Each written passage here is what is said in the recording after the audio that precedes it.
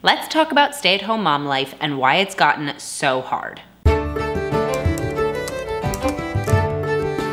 If you are new to my channel, my name is Abby, and here we talk about common sense commentary, where I break down things that I think are obvious and clear, but have somehow become controversial in today's day and age. So for today, I want to talk about being a stay-at-home mom and how it has become so difficult, why it's so hard nowadays to embrace this role. For a whole host of reasons, I could break this down in a ton of different videos, and I probably will, but I kind of want to start off here, which is how did we get here? How did it become so kind of off the beaten track to be a stay-at-home mom for a lot of women, and how it feels so hard? Now, when I say it's hard to be a stay-at-home mom, I don't actually mean that the day-to-day of being a stay-at-home mom is hard, although I think that it can be depending on your situation. But I'm talking about the practical problems with being a stay-at-home mom in the modern day. So I'm really excited to hop into today's video. As a stay-at-home mom myself, and as someone who never thought I would be a stay-at-home mom, I think it's really important to break this down and to have a really good conversation about it, because I know that there are times that I have felt isolated. I'm sure if you are a stay-at-home mom, unless you are in a community of other stay-at-home moms, you probably feel isolated too. So let's just hop right into today's video. The concept of the nuclear family is one that I think has become really confusing for a lot of people. Many people think that the nuclear family is a positive term because it means a family with a mother and a father and children.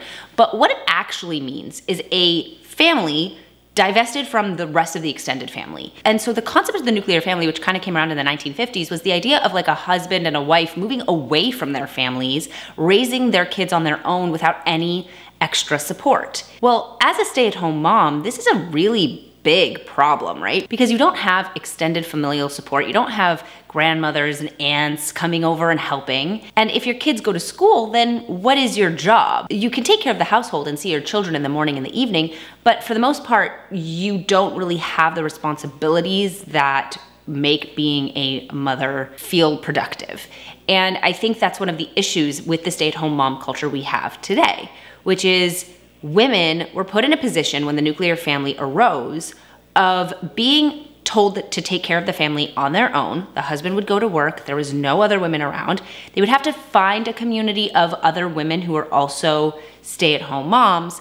But over time, as Betty Friedan released The Feminine Mystique, you had women going out of the homes. And so you had not only women divested from their families and their support systems, now you had the women that they may have hung out with in an afternoon with their kids on the block, everybody hanging out together. Half of those women, 75% of those women, are now going off to work as well. So the stay-at-home mom is even more secluded, even more isolated, because she doesn't have other stay-at-home moms to spend her time with. Without help, without support, and completely lonely, being a stay-at-home mom becomes a really unattractive proposition.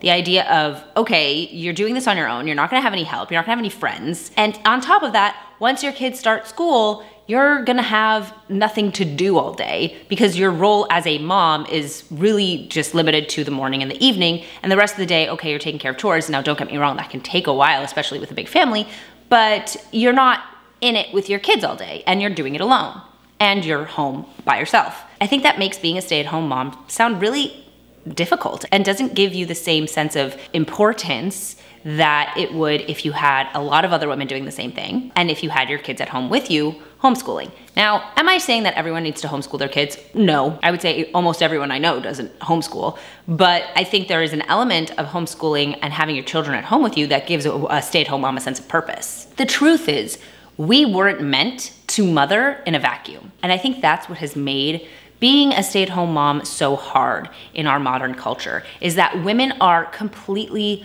divested of all of the socialization that makes being a mother fun. We don't have our own mothers at home because maybe they're still working. We don't have our sisters coming over because they're working. We don't have our neighbors coming over because they're working. Mostly the women around you who would also be in it with you, like in the trenches of motherhood with you, are working now. So you have a lot of stay-at-home moms feeling really lonely. I know that I've felt that for sure. And I want to note before I proceed that the term stay-at-home mom is also misleading. Because the truth is that you don't have to stay in your house. Like, I know for me, I go out and about all the time with my kids. I spend not very much time home at all, and that helps because then I run into other moms when we go to the park or mommy and me classes. But even with that, I would say that when I go to the park, I would say about 75% of the kids there are with nannies. So I'm happy to hang out with their nannies. They're wonderful women and we have a good chat, but I'm not seeing other stay-at-home moms. One of the things about being a stay-at-home mom that I think is tricky, and I think it would be tricky, is if you didn't start off being a stay-at-home mom. I've been thinking a lot about lately kind of how so many things have to start from the beginning to make sense and to make life easier. If you've ever seen someone try to discipline their 12-year-old child and they didn't really implement discipline when they were younger, or they didn't have kind of rules in place for that child, then it's gonna be a lot harder to discipline them when they're 12 than if you have always had systems in place. And when they are now 12 and doing something disrespectful, you can kind of refer to how they've been raised to get them to do the right thing. I think the same principle applies when it comes to being a stay-at-home mom. I was thinking about this, that if you start off being a stay-at-home mom, like I did, then for me, I've never felt like being a stay-at-home mom is boring. I mean, yes, there are times, right? Small here and there times. But I feel like there are so many women that I talk to who did not stay at home, who worked, who when I say I'm home with my kids or that I'm interested in homeschooling are like, oh, I could never spend all day with my kids. And I get it, because if I didn't do this from the beginning and didn't know what the day-to-day looks like and didn't know kind of how things go, I might be bored and I might be like, what do I do with my kid? What am I supposed to do with them all day? But if you've never known anything else, then this is just what you do. And I think that's one aspect of modern female culture that puts women at a disadvantage, because if they want to stay at home with their kids, they have this fear of like, I don't know what I would do with them. And there is so much to do with your kids. But if you've never done it, then it's a lot more difficult. It's a lot more intimidating. One of the really complicated elements of this whole conversation is that the more women work, the more women will work, because there's no community. If every mom was home with their kids, you would have a more communal living situation where people would spend time at each other's houses, people would cook together, people would clean together. I mean, that's what we envision when we think of like the village, right? The village of mothers who are all coming to help you. But as women start to go out of the home and start to work outside of the home full time, then what ends up happening is women who would have considered being stay-at-home moms are now pressured into going back to work just because they want that social aspect of their lives. I know that I've felt that. I felt like, hey, maybe I should be going to work because my friends go to work, and then maybe if I was at work, I would have more friends and I would see people more often, and that would be good for me, because I don't have a lot of stay-at-home mom friends in my neighborhood, so I don't have somebody who can just pop over every afternoon and chat while our kids play. We have some of that, but not a ton of it. And so I think there's a push to go out of the home because other women are out of the home, as opposed to if more women were staying at home, then you wouldn't need to go to work to be social. As well, as more mothers work, the less present they can be as grandmothers, which their daughters need.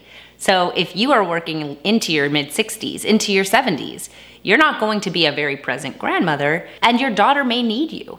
And that's an interesting thing too, because now we're, again, as women work, we're removing the support systems that we get from each other. And I think that's a really sad reality, is that we're losing support from the women who should be our support systems as moms, because we're all really pressured to work, unless you have to, right? Unless you need to get food on the table. Now, there is a different discussion to be had here of what does it mean need to work? I think that we are accustomed to a certain level of living, and so a lot of women will say that they need to work to maintain that level of living when scaling back is an option. But if you legitimately need to work to get food on the table, then that is of course the priority. The last thing I think that makes being a stay-at-home mom so hard in today's day and age is just that it has so little honor. I know it's, a big trend on Reels on TikTok is this idea that women are complaining about being at home, like, oh, my kids did this and did that, and like, I'm waiting for my husband to get home because my kids are so hard and my days are so hard. And I remember when I was watching that content, I was sort of starting to fall into that thought process, and it was making me really like sad and down.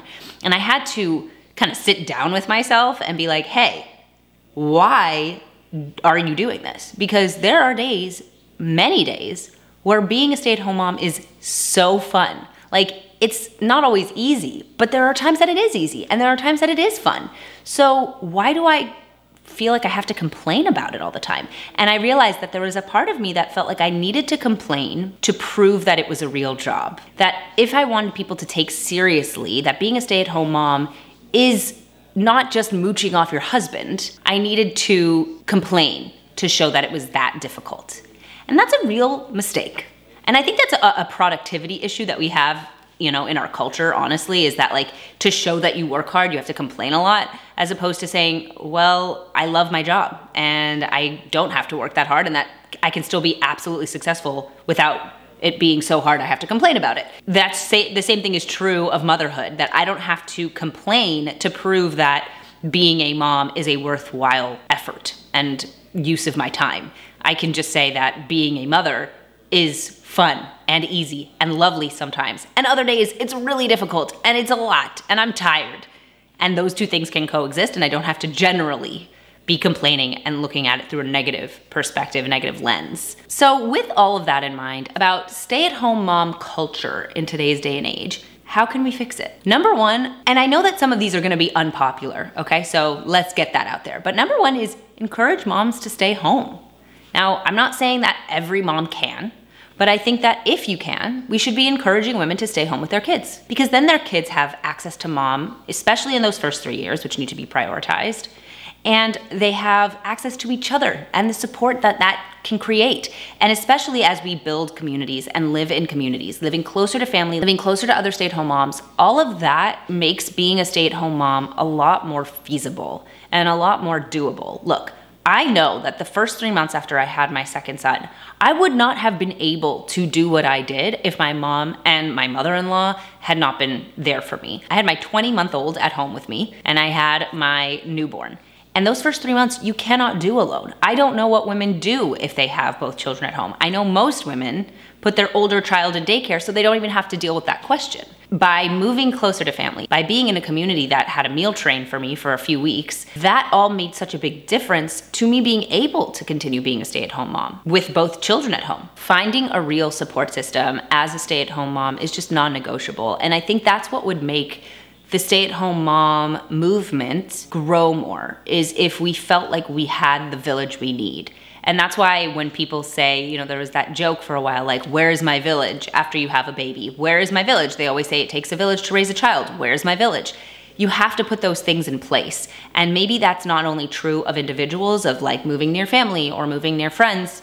Maybe it's true as a society. Maybe as a society, we need to create villages by encouraging women to support other women by being there, by being available. And if those women are at work 9 to 5, they're not available. If your mom is at work 9 to 5, she isn't available. And from the most practical perspective, as a stay-at-home mom currently living in the day and age that we are, creating schedules, setting up play dates, going out and about, and not being a stay-at-home mom sequestered by yourself without friends, but being a really sociable, fun, present mom out and about, that's what's going to make being a stay-at-home mom a lot more fun. So that is how we got here. These are my thoughts about how we can maybe address this stuff nowadays, and I'd love to hear your thoughts in the comments below. Make sure to say what you're thinking. I know that being a stay-at-home mom in today's day and age isn't always easy because of the nuclear family and because we are removed from those support systems,